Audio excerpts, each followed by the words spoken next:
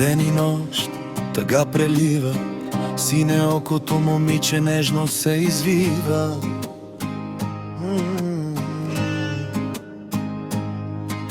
Снег вали, косата й завива, бяла и снага студени пръсти впива.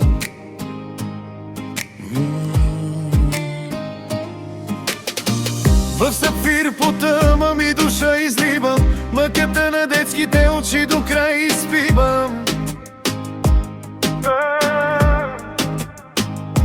Грях ли е това, което ме запали? Едва ли щом тя така ме гали.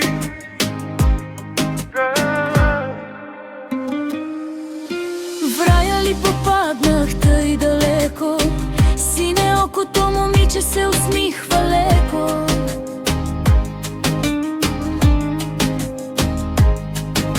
Жив ли съм изобщо в тази вселена, от студено слънце озарена?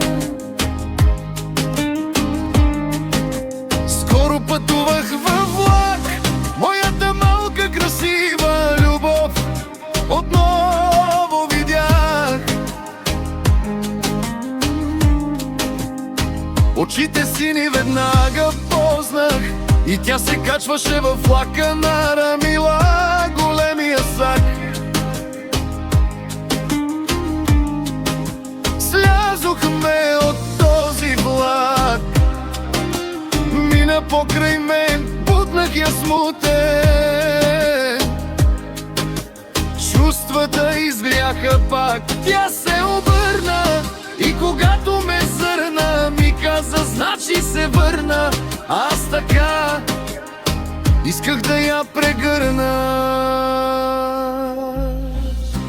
Влакът замина, а тя натъжена отмина.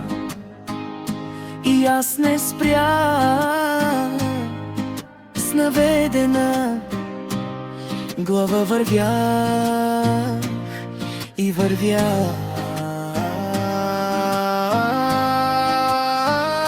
Живота е влак, с него трябва да си в крак, да тръгваш да дели ти знак. Не се обръщай, не се завръщай пак. Любовта те хваща за гушата, тя идва за да си отиде сушата. Толкова е страшно, толкова е грешно, от теб сине очке нуждаех се спешно. Бягах, препъвах се, падах, с 100 други си лягах, но примката само затягах и горест на сърцето си слагах. Изморих се да бягам, вече не мога, изгорих се. Моля те, малката, спри се, смили се за Бога.